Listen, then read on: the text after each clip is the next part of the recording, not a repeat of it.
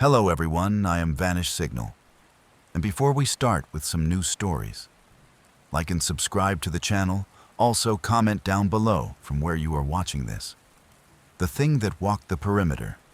I was deep in the backcountry of Tasmania with my girlfriend, several days into a trip that had taken us miles from any road, person, or phone signal. We had our tent pitched in a flat clearing surrounded by eucalyptus trees and low ferns. We'd taken our time earlier that day clearing the area around the tent to ensure we weren't sleeping on loose bark or nuts. It was peaceful. That kind of peace that only sets in when you know the closest person is probably a 2-day hike away. That night we went to bed early, exhausted from the day's trek. Sometime after midnight, I woke up to a rhythmic sound in the forest, something taking long, heavy steps and breaking through the undergrowth with every movement. At first, I thought it might be a kangaroo or a wallaby. But then came a sound that didn't make sense, like someone slapping a palm flat against a tree trunk, hard and deliberate. Then silence. Then again, a heavy thwack. Whatever it was circled us. I could hear the crunching of dry bark and leaves, always staying just beyond the beam of my flashlight. I reached for my machete, half out of instinct and half out of the need to feel less helpless. I told my girlfriend I was going out to check, but she pulled me back, whispering no, her head buried into my shoulder. That was enough to keep me in the tent, heart racing, eyes wide. We lay frozen for what felt like hours as the thing moved, methodically, around our tent. Sometimes it would pause, and then we'd hear a long, slow dragging sound, like something was being pulled across the forest floor. At first light, I stepped out. The entire clearing was covered in gum nuts, hundreds of them, neatly spread in a circle around the tent, but none actually touching it. There was no way they'd fallen naturally. The branches above weren't even gum trees. They had been placed, intentionally. We broke camp without even eating breakfast, hiking in silence until we hit gravel roads. Neither of us spoke for hours. I still don't know what was out there or what the pattern meant. But I know this. Whatever it was, it walked on 2 legs, and it wanted us to know it had been there. The cyclist that never came back. Back in the UK, we were staying at a place called Sandy Balls for our Duke of Edinburgh expedition. It was a pretty nice campsite, all things considered, with well-maintained facilities. But us kids weren't exactly high on the priority list. So they stuck us down at the bottom of the site, near the cow pastures. Just a dead-end trail, muddy, with only one way in or out. We'd already broken some rules that evening, sneaking up to the bar near the main building to watch the World Cup. Croatia had beaten someone big, 3-1, I think. Spirits were high, and we stumbled back to our tents well after dark, laughing, tired, and ready to crash. There were 6 of us in total, 3 in the fancy private tent someone had brought, and 3 in the standard school-issue ones. We zipped everything up, got settled, and tried to fall asleep. Then we heard it. A bicycle bell. Soft but clear. Ting-ting. It was odd because there were no lights, just the sound of tires on gravel rolling down the trail toward us. Then silence. Then again, 15 minutes later, the same sound from the same direction. Tires. Bell silence. This happened over and over for what felt like hours. No conversation, no footsteps, no return sound.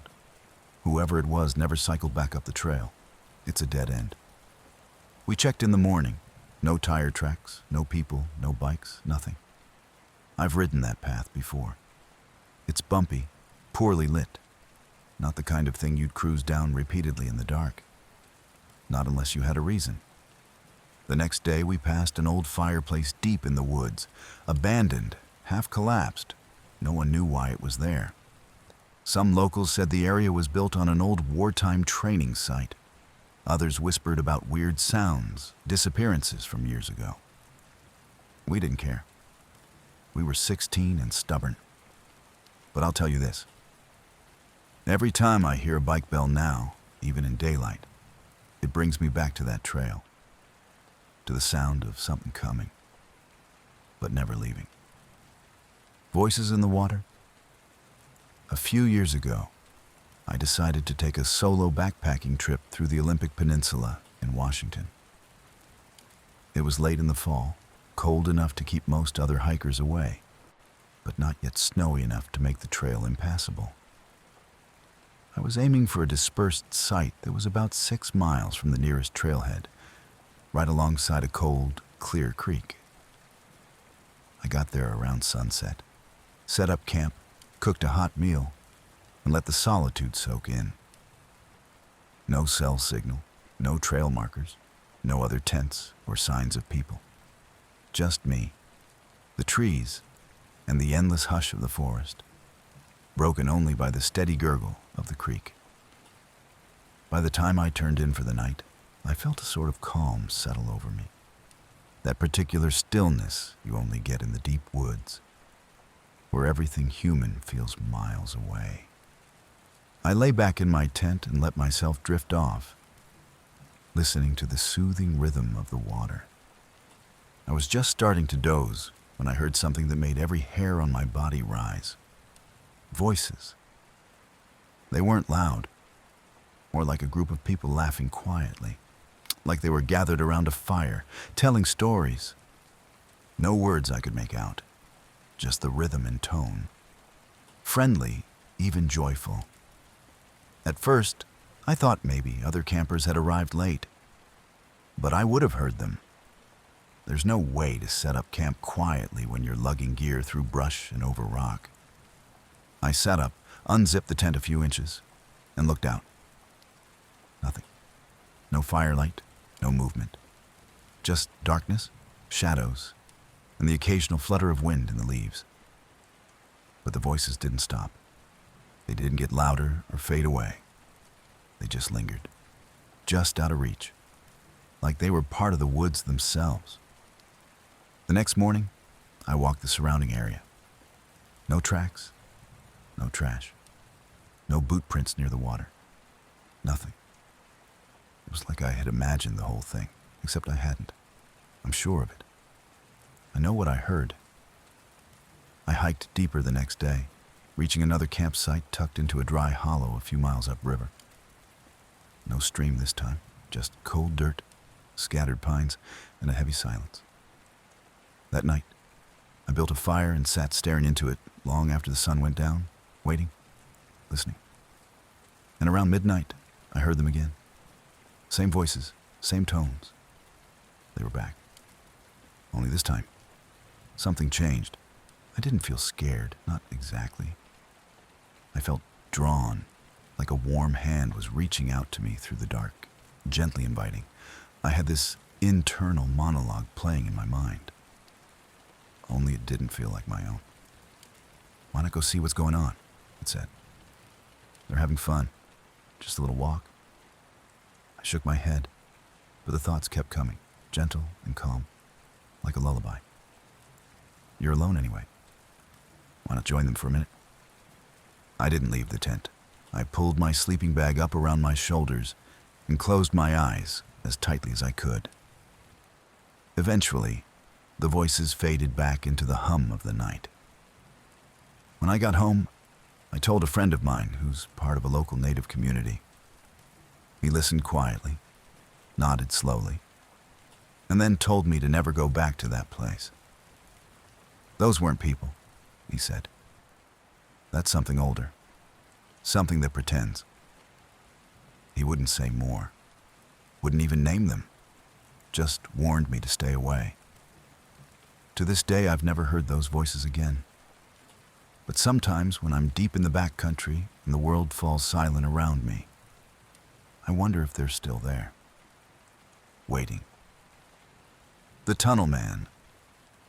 When I was 12, my dad and I went camping for a weekend at a spot he liked near a forest. He brought along my best friend Violet, which made the trip way more fun for me. The campsite sat near a short hiking trail, about half a mile long, that ran through thick woods and crossed a small creek via a concrete drainage tunnel. It was the kind of tunnel you could walk through if you crouched down, the kind covered in graffiti and teenage dares. My dad had one rule: don't go on the trail at night. On our last night there, I finally convinced Violet to hike it with me just before dark. She was nervous, didn't like the idea of being out in the woods that late. I brushed her off, called her a scaredy cat, and told her she was being silly. "It's just a tunnel," I said. "Nothing's going to happen." We reached the tunnel right as the last light slipped through the trees. Violet refused to go in. She stood outside, clutching her flashlight, looking like she wanted to turn back. I rolled my eyes, turned on my headlamp, and went in alone. The tunnel was musty, covered in faded spray paint and initials. Water trickled along the floor, but it wasn't enough to get my shoes wet. I moved slowly, reading the walls, my light bouncing off the damp concrete. Then Violet started screaming. At first I thought she was joking, but her tone, it was pure panic. "Get out! Get out now!" I turned toward the entrance and froze. A man was inside the tunnel, about 20 feet from me. He hadn't been there before. He was tall, lanky, his skin a strange grayish tone in my light. His eyes never left mine, and he didn't speak, just moved toward me. Slow, steady, no sound of footsteps, just silence and motion. I ran. I scrambled out of the tunnel, grabbing Violet's hand, and we bolted all the way back to the campsite without looking back. When we finally stopped running, I turned around, and he was there, at the tunnel's edge, just standing, watching. Then he stepped back into the shadows, swallowed by the dark. We never told my dad. We didn't sleep that night. Violet made me promise never to bring it up again. I kept that promise until now. Sometimes I think about going back, about finding out if he was real. But the truth is, I'm not sure I'd make it back out a second time. The red-eyed thing. There's a forest near my home in southern Germany that I've walked through for years. It's not famous, not protected. Just a patch of wild land with some narrow trails and low, whispering trees. I know it like the back of my hand. I used to take my dog there almost every day. He loved it. He'd run ahead, dart through the bushes, sniff at the ground, and come bounding back to me, full of joy. It was our spot. One evening, I went later than usual, around 9 p.m. I figured I'd get in a short walk before bed. It was late summer, so there was still a faint glow on the horizon, but inside the forest it was already dim. I stuck to the main trail, the one I'd walked hundreds of times. My dog stayed closer to me than usual, ears perked, tail down. That was the first thing I noticed. Then came the sound. A low, dry crackling, like something big shifting in the underbrush just off the path to my left. I stopped walking. My dog stopped too. His body tensed, his ears shot forward, and his hackles rose like he'd been hit with electricity. Then, without warning, he bolted out of the trees, tail between his legs, heading straight for me like his life depended on it. I knelt to calm him, and that's when I saw it. About 20 meters away, just beyond the tree line, 2 glowing red eyes. Not reflective, like an animal's in a flashlight. Glowing, self-lit, perfectly round, perfectly still. And they were too high, way too high for a deer or a fox. They didn't blink, didn't move, just stared. I couldn't look away. My body locked up, frozen in place.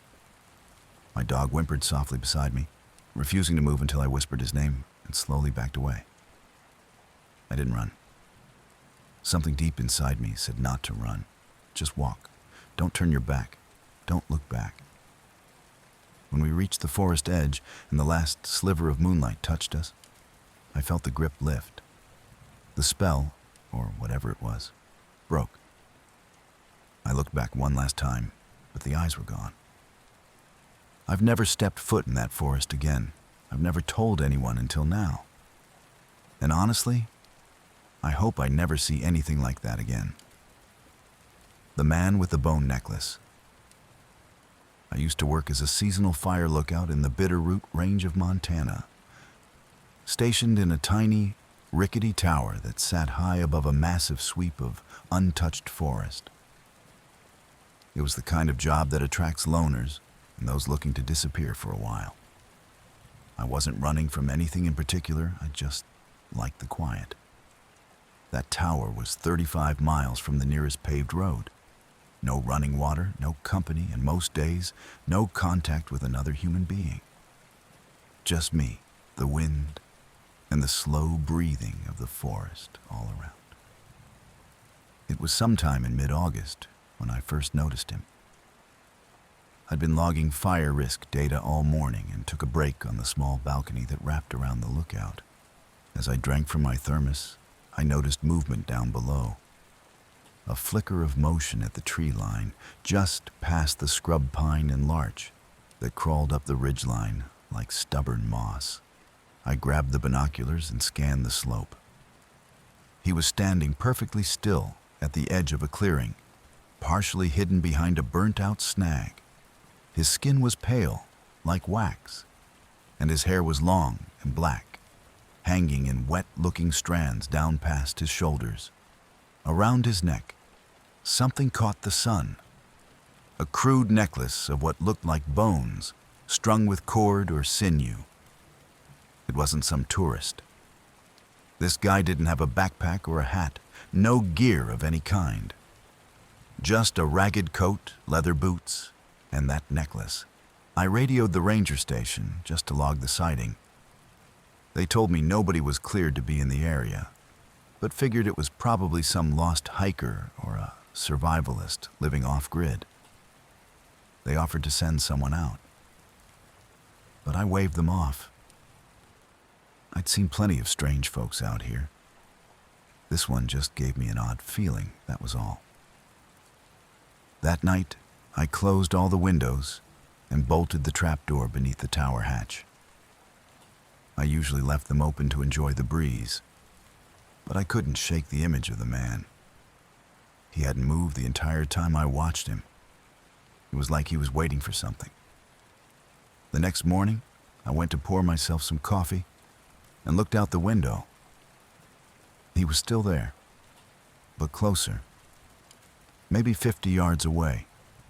Standing just beyond the rise in the clearing, his face pointed directly at the tower. He didn't wave, didn't call out.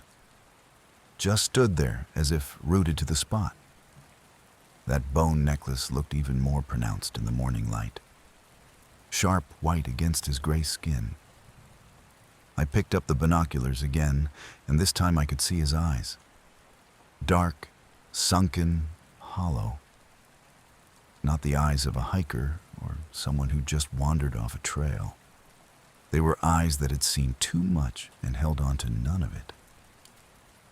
That's when I decided to load the revolver. I'd kept a .357 in the tower for emergencies, bears mostly, but I'd never used it. I cleaned it, checked the rounds, and set it down beside my cot. I left the radio on too, just in case. I didn't expect to use any of it, but it made me feel better. Still, the hair on my arms wouldn't settle, and every time I walked past a window, I flinched, half expecting to see him climbing the stairs. That night, I turned off every light early and sat quietly with the gun in my lap. The moon was nearly full, and its light lit up the clearing like a spotlight. I peeked through the blinds. He was gone, or so I thought. Just as I was about to lie down, I heard a sound, soft, steady, footsteps, the faintest creak of wood. I froze and strained to listen. Another step, closer. The trapdoor jolted slightly in its frame, just a subtle tug, like someone trying to open it from below. I didn't move. I didn't breathe. I sat there for what felt like hours, the revolver trembling in my hand, waiting for the next sound. But there was nothing. No voice. No footsteps retreating. Just silence. At first light, I opened the hatch with shaking hands and climbed out onto the balcony. I half expected to find him collapsed at the bottom of the stairs. But there was no one. No footprints in the dirt. No sign that anyone had been there at all. But hanging from the rail, right where the morning sun hit the wood, was a necklace. It was identical to the one the man had worn. Small, bird-like bones strung with thin strips of hide, the ends tied off with a knot I didn't recognize. There was no note, no sign of who had left it. I didn't radio it in. I didn't mention it in the logbook. I just packed the necklace in a canvas sack, stuffed it under my cot, and never touched it again. The rest of the season passed without incident. I never saw the man again. But sometimes, in the hours just before dawn, I thought I heard someone climbing the steps. When the chopper came to pick me up at the end of the season, the ranger helped me load my gear. As he turned to leave, he glanced at the empty hook where the necklace had been and asked if I'd seen anything strange out there. I didn't answer. I just looked down the ridgeline where the forest stretched on endlessly and said, "No, just the trees, the woman in the garden." There's a stretch of tangled woods behind my neighborhood. People call it a green belt, but that makes it sound more official than it is. In reality, it's a no-man's land of brush, old fences and trees that were planted long before the subdivision was carved into the land. Most people avoid it. Overgrown, full of trash, and too easy to get turned around in. But one October evening, I was walking my dog and saw a new path I hadn't noticed before. It was narrow and arched over by branches, like something trying to stay hidden. My dog stopped cold at the entrance. She whined, tail tucked between her legs, and wouldn't take another step. That should have been my sign. Instead, I clipped her leash to a low branch and told her I'd be right back. The trail wound in tighter than I expected. Thorns scraped my jacket. Trees blocked out the sky. After 5 or 10 minutes of walking, I stepped into a clearing, and that's where I saw it. A garden, or what was left of one. Crumbling stone beds, overturned pots, rusted metal tools tangled in weeds. In the center was a stone bird bath, slick with algae and dead leaves. Behind it, just barely visible through a curtain of ivy, stood a woman. I turned. Nothing but the trail I'd come from. When I looked back, she was gone. I backed out of the clearing, heart hammering, half expecting her to reappear in front of me. When I made it back to the path, my dog was barking frantically, leash straining against the branch. I didn't say anything, just unclipped her and left. The next day I came back, determined to find that trail again. It was gone. I searched for hours, going up and down the same stretch of trees, but there was no opening, no path, nothing but a wall of green. I asked an older neighbor about the woods. She said decades ago there'd been a house out that way, long gone now, and a woman who used to garden. She lost her son in a fall from a tree. People said she never recovered. Kept working in the garden long after everyone else moved away. One day she just disappeared. The only thing they found was a pair of shoes next to an empty bird bath. The Cold Trail. In 2022, I went on a solo winter hike through the North Cascades, a 4-day loop I'd done in the fall before. This time, I wanted a challenge. No crowds, no noise, just me in the mountains. The plan was to start early in the season before the snowpack got too deep. I filed a route with the ranger station, loaded up my pack with supplies, and set out under a low sky. The first day was uneventful, cold but manageable. The forest was dead quiet. No birds, no movement, just the sound of my boots and breath. That night, I camped in a shallow valley near a frozen creek. I set up my tent, boiled snow for dinner, and crawled into my bag before the sun was fully gone. Sometime after midnight, I woke up to the sound of crunching footsteps. Not wind, not a branch falling. Footsteps, steady, deliberate, circling the tent. My blood ran cold. I stayed still, every sense alert. The steps stopped. I waited. Nothing. Just that heavy, oppressive silence. Finally, I unzipped the tent a few inches and shined my light outside. No one. But then I saw the prints. Bare human footprints in the snow. They circled the tent in a perfect ring. No beginning, no end. I followed them for maybe 20 feet before they just stopped. In the middle of an open patch of snow, the last step pressed into the ice. And then nothing. No more trail. No return steps. No drag marks.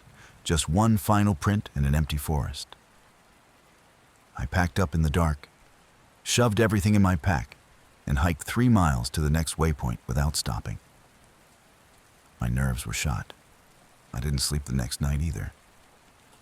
I made it through the full loop in record time and hiked straight out to the ranger station. I told one of the rangers what happened, not expecting a real response, just needing to say it out loud. He listened, then gave a slow nod. "That's not the first time someone's seen him," he said. "Always alone, always in winter. No one ever gets a good look, just those prints." He didn't laugh, didn't smirk. Just handed me a cup of coffee and changed the subject. I haven't hiked alone in the snow since. Under the gaslight.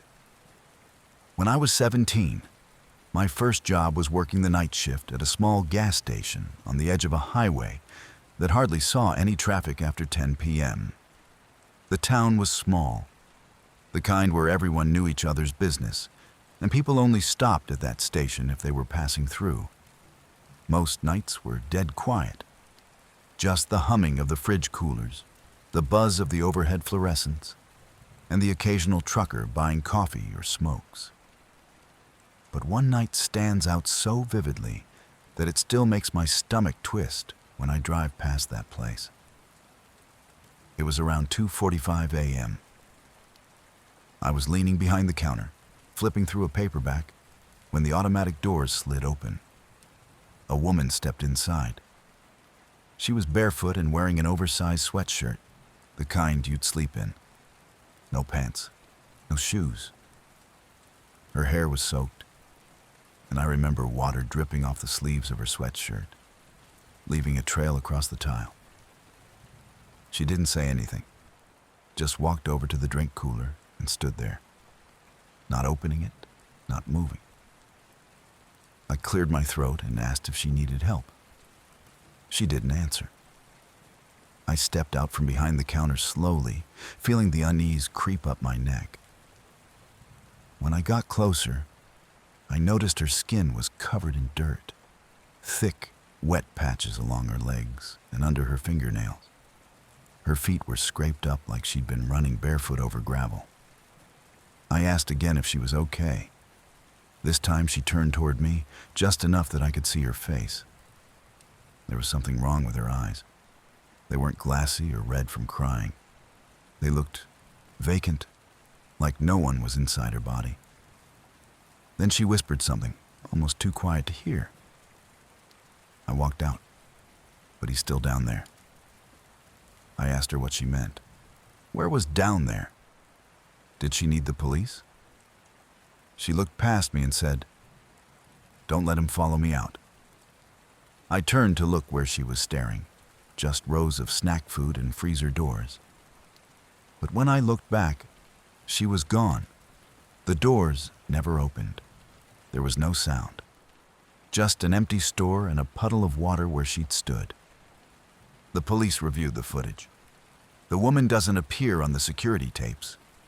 The puddle of water is there, clear as day. The footage shows me talking to an empty aisle. The cops chalked it up to a prank or a stress. Maybe even a hallucination. But I know what I saw. A week later, a construction crew working on a lot behind the gas station uncovered a sealed concrete well.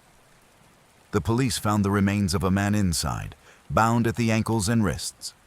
They said he'd been dead for at least 2 decades. I didn't tell anyone what the woman said. I didn't need to.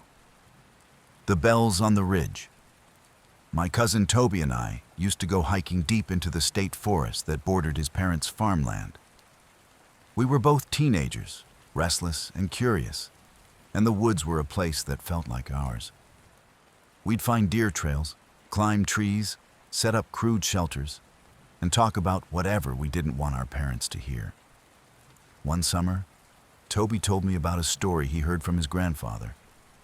Something about a ridge in the far corner of the forest, where people used to tie bells to trees.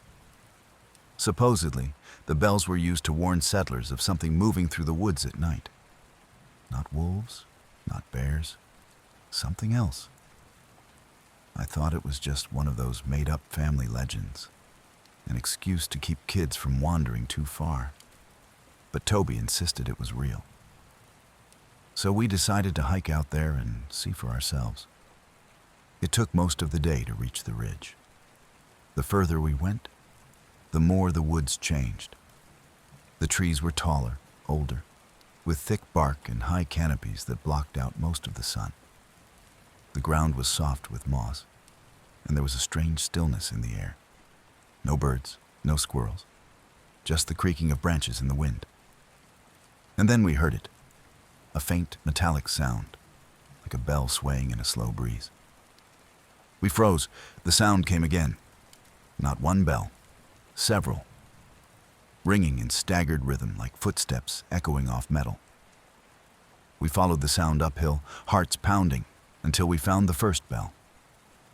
It was tiny, maybe the size of a walnut, hung with rotting twine from a crooked branch. Another bell hung 30 feet away. Then another, dozens of them, barely visible until you were almost on top of them, scattered across the ridge like breadcrumbs. Toby went to touch one, but I stopped him. Something felt wrong. The air was heavier up there. It smelled like rust and rain, even though the sky was clear. I told him we should head back. He agreed, but reluctantly. We turned and started downhill. Then the bells began to ring again. But this time they were behind us. I turned, expecting wind. The trees were still. No movement. But the bells kept ringing, one by one, as if something was following our path, tripping them on purpose. We didn't run. I don't know why. Maybe we were too scared. Maybe some ancient instinct told us that running would make it worse. We walked faster, keeping our eyes forward. The bells followed us all the way to the base of the ridge, then stopped. Dead silence. The forest felt normal again. Birds chirped, bugs buzzed. It was like we'd stepped out of a different world. We never went back to that ridge. Years later, I tried to look up the bell story. Found nothing. No local lore, no history. Just Toby's grandfather's word. But I believe him now. Because something was ringing those bells, and it wasn't the wind. The borrowed face. In the winter of 2012, I stayed at my aunt's cabin in the northern Minnesota woods. I had just come off a breakup and wanted to get away for a few days, somewhere quiet where I could shut off my phone and forget about the world. The cabin was nothing special, just a single bedroom, wood stove, and a long gravel driveway that felt like a tunnel through the trees. No neighbors for miles, no cell reception. But it was peaceful, and for the first day or two, I slept better than I had in months. On the third night, I heard someone knocking on the front door just after 11 p.m. Not loud, just a few soft taps. I sat up in bed. thinking maybe it was a branch or an animal. But then it came again. 3 slow, spaced-out knocks. I crept to the front window, careful not to turn on any lights. Outside, the snow was falling hard, and the porch was buried in drifts. There were no footprints. But standing just beyond the range of the porch light was someone in a heavy winter coat, facing the door. I couldn't see their face, but they weren't moving. I waited, holding my breath, but the figure didn't leave. Just stood there in the cold, unmoving. I backed away from the window and crouched down behind the couch, unsure of what to do. After a minute or two, the knocking stopped. When I looked again, the figure was gone. It wasn't what I expected. The stone looked half melted, like fire had touched it. The wood cover was warped and soft, with a hole big enough to peek through. A frayed rope was still tied to the rusted crank, but there was no bucket, and when you leaned in, you couldn't see the bottom. You'd think it would smell like dirt or old leaves. But it didn't. It smelled like something burnt and sweet, like spoiled candy. I was too nervous to look inside, but my sister didn't hesitate. She leaned in, stared for a long moment, then suddenly backed away, pale and stiff.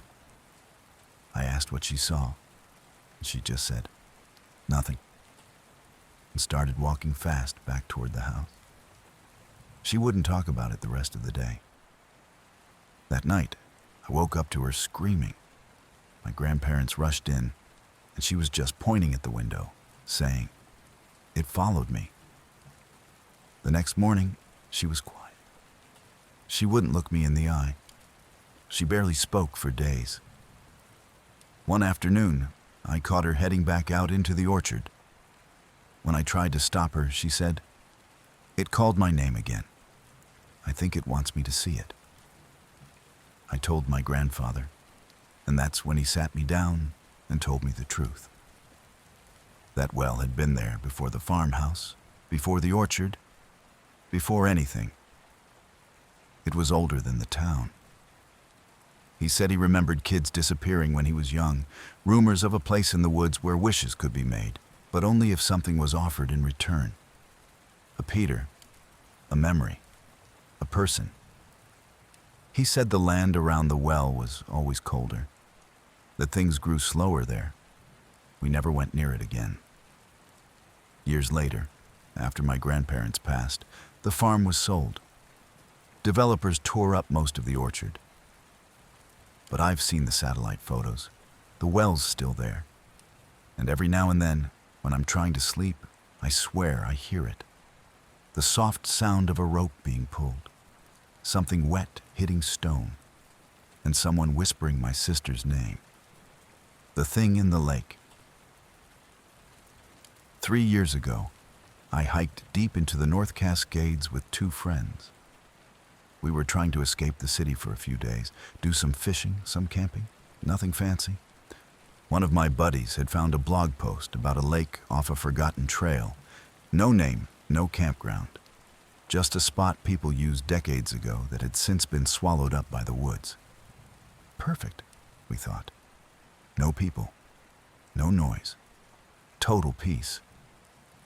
It took a day and a half to reach the lake. When we finally found it, it didn't feel right. The trees leaned in strange directions, the water was perfectly still despite the breeze, and the air was too quiet. No insects, no birds, just the wind in the trees and the crunch of our boots on pine needles. Still, we set up camp. No cell service, no GPS. We were alone. That night around the fire, we joked about old legends.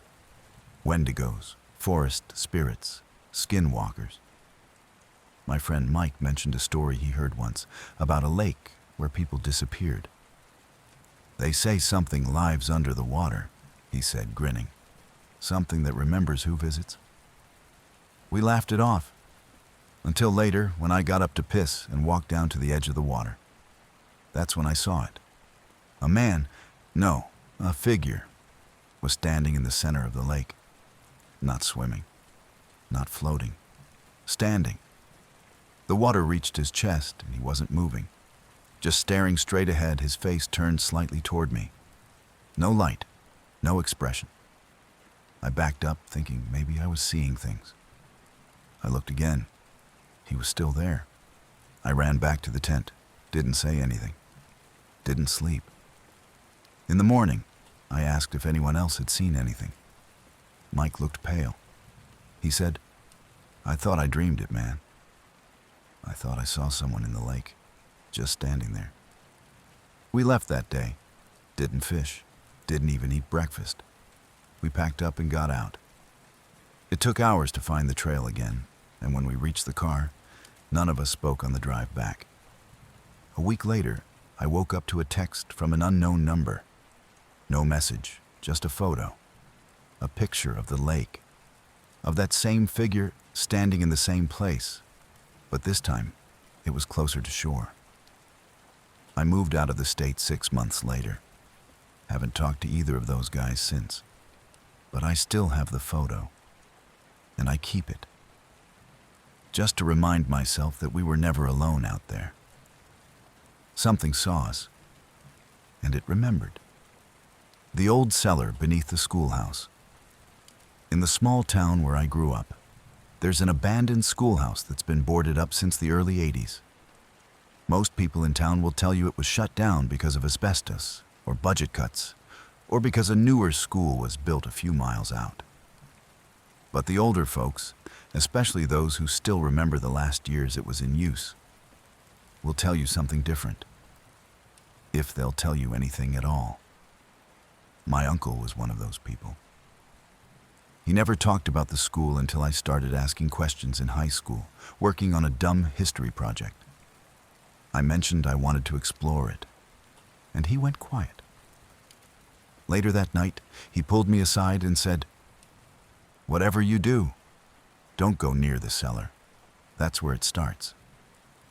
The building was brick, choked with ivy, with shattered windows and a rusted fence that had long since fallen apart. It sat like a hunched body on the edge of town, half swallowed by forest. Of course, I ignored my uncle. One Saturday, my friend Cole and I went in through a broken panel at the back. The place was gutted. Graffiti, broken furniture, papers rotting on the floors. Still, it felt heavy inside, like the air didn't move right. We found the basement hatch in the back corner of what used to be the gymnasium, half covered with a stack of collapsed desks. It took us 10 minutes to clear it. The hatch was wood, reinforced with iron. It creaked like a scream when we pulled it open. The cellar stairs were narrow and steep. Cold air came rushing up from below like a breath. We turned on our flashlights and started down. The smell hit first. Old meat, damp concrete, something chemical. The floor at the bottom was dirt, and there were old crates, cobwebs thick as rope. At the far end was a door we didn't expect to find. Metal, bolted shut from our side with "Keep Closed" carved into the wood above it in jagged letters. We stood there for a while, debating it. Then Cole, who never took anything seriously, said, "Screw it," and unbolted the latch. The room beyond wasn't empty. There were child-sized desks in a circle, facing a blackboard that had been shattered down the middle. Behind the blackboard, we found a door hidden in the wall, almost invisible without the flashlight beam. What we found past that, I still don't know what to make of it. A narrow corridor lined with cages, rusted metal, each about 3 feet wide, and bones inside them, not animals, small, curled, shattered. I wanted to throw up. We turned and ran. Cole didn't say anything for a long time after. He moved to Nevada a year later and never came back. That was 15 years ago. Last month I got a package. No note, no return address. Inside was a photograph, an old black and white of a classroom. Kids in desks, facing the camera. In the back row there's a shadow, tall, almost human.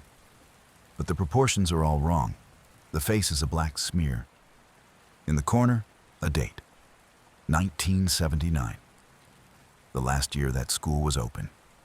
In red ink across the bottom, someone wrote, "This was not a place for learning." The pines that move. There's a stretch of forest in Maine known to locals simply as the Pines. Not part of any park, not marked on tourist maps. If you're not from the area, you won't even know how to get there unless someone shows you. And most people won't. I only ended up there because of my cousin, Taylor. He was always into weird places, abandoned stuff, survivalist crap. He told me the pines weren't just deep woods, they were wrong. That was the word he used. They don't stay put, he said. I thought he was joking until we hiked in one summer, camping gear packed, GPS, everything. The place felt normal for the first mile or so. Then the trail started fading, not disappearing, just slipping away. Like it was being erased a few feet at a time behind us. The trees didn't look unusual at first, but after a while, I noticed they all leaned slightly toward the same direction, toward the center of the forest. Taylor didn't seem surprised. He just kept walking. That night, the woods went quiet.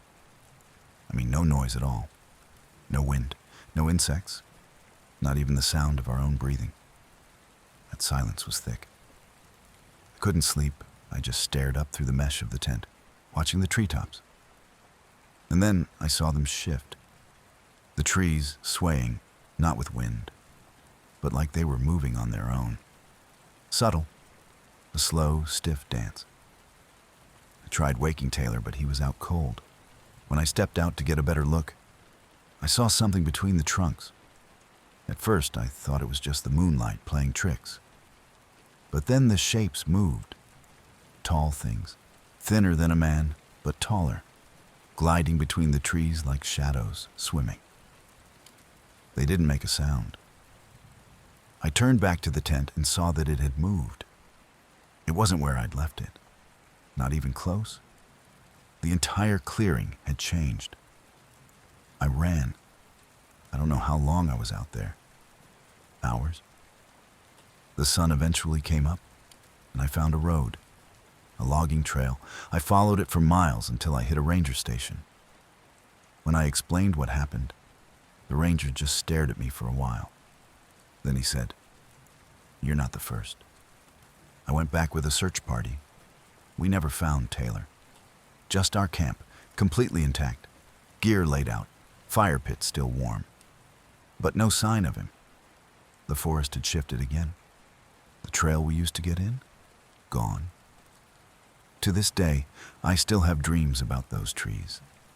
And sometimes, when I'm out in the woods, even miles away, I swear I hear something breathing behind me. Slow, like the earth itself exhaling. The static below. When I was 19, I took a job working overnight maintenance for a private broadcasting tower in the remote Appalachian backcountry. It was a strange gig, mostly because it didn't seem to require anything from me. I'd show up at 6 p.m., unlock the fence, walk the perimeter, and then sit inside a prefab control shack for the next 12 hours. My only real task was to keep the generator humming and notify the central office if anything unusual happened. I assumed unusual meant power failures or storm damage, not what I ended up experiencing. The tower was tall, rust-colored, and built in the 1960s. It wasn't owned by any major station, just some third-party entity whose name I could never quite pronounce. Inside the shack was a worn-out cot, a desk with 2 monitors, and a wall-mounted receiver that played a constant low-static feed from the tower. That was the weird part. Even though no signals were supposed to be active after 10 p.m., the receiver never went quiet, always static, always humming. I asked my supervisor about it once, and he just said, "It's always been like that." About a month in, the static changed. At first, it was subtle. A pulse in the noise, like a heartbeat buried underwater. Then it became rhythmic. 3 short bursts, a pause, then 3 more. I thought maybe it was some kind of test signal or calibration. I logged it and moved on. But the pattern didn't stop. Every night at exactly 2:11 a.m., the static would shift to that same pulse. Then, one night, something came through. It sounded like a voice, but not in any language I knew. Guttural, broken, like someone trying to speak with a jaw full of gravel. I turned the volume down and walked out of the shack. The night air was dead still, but the tower was glowing faintly, dull red, like heat coiling off the metal. I went back in and unplugged the receiver. The sound didn't stop. The next morning, I quit. I didn't give notice. I didn't pack up my things. I drove straight home, shaking. Weeks later, I got a letter from the company. It wasn't a paycheck. It was a single note. "We are still receiving your transmissions. Please return to post." I never responded. I moved 3 states away. I haven't heard the static since. But I still have dreams where I wake up in that shack, with the receiver whispering a voice that's learning to speak more clearly every time. The scent in the water. There's a section of river near where I grew up in southern Oregon that locals call Dead Bend. It's not on the maps, and there's no trail leading directly to it. You only know it's there if someone tells you. My uncle, who used to guide hunters and trappers in the region, warned me to stay away from it growing up. He said animals didn't drink from it, that fish wouldn't bite, that even the trees around it looked sick. He claimed something lived in that water, but no one ever believed him. They called him a drunk, said he was always telling ghost stories to spook the new kids. When I turned 25, I decided to see it for myself. I'd been hiking for years, knew the terrain like the back of my hand. I figured the place was just a stagnant stretch of creek, maybe polluted or overgrown. I parked about 5 miles out, hiked in early in the morning, and followed the ridge until the trees started to thin. The air changed first, like walking into a greenhouse filled with mildew. The smell wasn't rot, not quite. It was sweeter, thicker, almost like spoiled fruit. When I reached the bend, I knew immediately why people avoided it. The water was still, not calm, completely still, like glass. No insects, no frogs, no birdsong, just a curved black ribbon through the woods that reflected the trees perfectly, too perfectly. I crouched to get a closer look, and the second my shadow touched the surface, the water moved. Something large swam beneath the surface. Not fast, not aggressive, just a slow ripple that passed under me and stopped. I couldn't see it, but I could feel it watching. And then I noticed the smell was stronger now. It wasn't coming from the river. It was on me, in my clothes, in my mouth. I stood up and turned to leave, and that's when I saw the footprints. Human-shaped, but wrong. Toes too long, arched like a cat's paw. And they weren't walking toward the river. They were walking out of it. The prints disappeared into the underbrush, deep into the trees. I followed them for about 50 feet, until I saw something that made my stomach drop. A pair of boots. Old, cracked leather. Sitting upright, laces undone. Beside them, an empty canteen and a torn piece of flannel shirt. The name Ty was stitched on the collar. That was my uncle's name. He'd been missing for 15 years. I turned and ran. I don't know if I was being followed, but I didn't stop until I reached the truck. I haven't gone back since, and I don't plan to. But sometimes, late at night, I smell that same sweet, overripe scent, just faintly in the kitchen or near the bathroom sink. And when I do, the water in the pipes sounds deeper than it should. The Girl in the Cornfield. My grandparents had a farmhouse in Nebraska that sat right at the edge of what seemed like an endless cornfield. It was the kind of place that looked like it hadn't changed since the 1950s. Wooden porch, rusting windmill, squeaky screen door. I used to spend summers there as a kid. It was peaceful in the way only truly empty places can be. You could hear the wind shift a mile away. You could smell rain coming a day in advance. But there was one thing my grandfather always warned me about. Don't go into the corn after dark, not for any reason. He wouldn't elaborate, and I didn't question it much until the summer I turned 12. That year, something felt different. The air was hotter. The nights were quieter. And then one evening just after sunset, I saw her, out in the field. A girl, maybe a little older than me, walking between the rows of corn. She was barefoot, wearing a white dress that looked almost blue in the moonlight. I thought maybe she was lost or visiting, so I called out to her. She didn't respond. She just kept walking, slowly, rhythmically, with her arms swaying by her sides. I ran inside to tell my grandfather, but when he came out to look, there was no one there. The next night, I saw her again, this time closer, standing still about 50 yards out, just beyond where the yard light reached. Her face was wrong, blurred, like it didn't know how to settle on one shape, like it was trying to copy something it hadn't finished learning.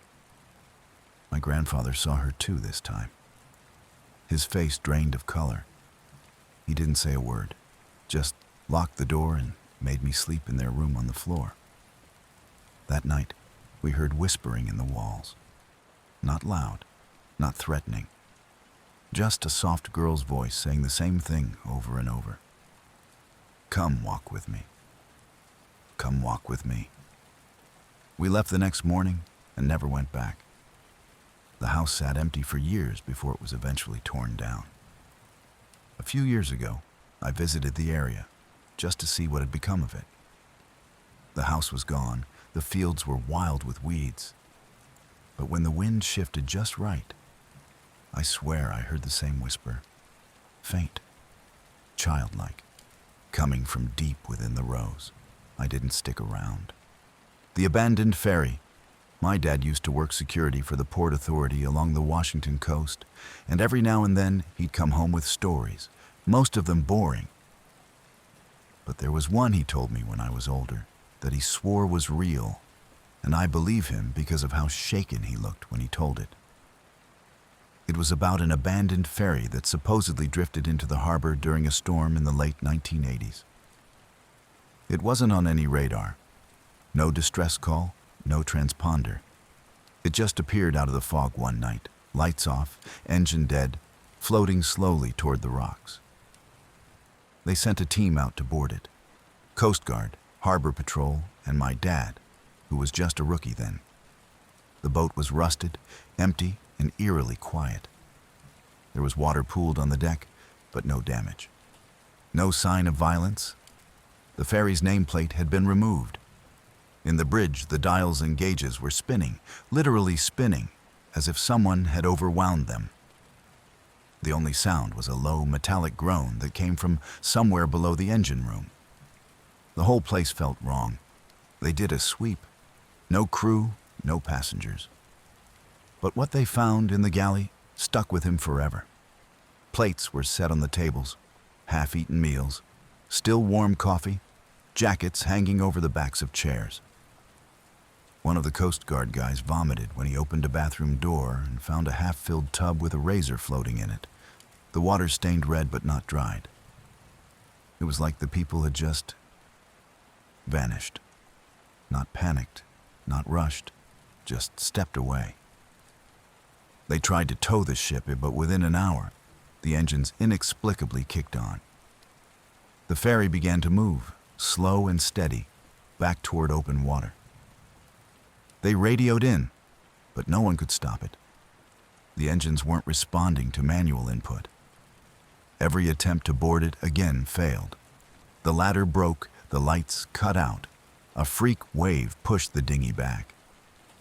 Eventually, the ship just disappeared into the fog again, moving faster than it should have been able to. No one ever saw it again. Years later, someone found a buoy way out near the Canadian border with a logbook tied to it. Inside were pages of journal entries from a ferry crew. The last one read, "It's in the water. It whispers. We tried to turn back, but the water won't let us. It says we belong here now. It says no one ever leaves."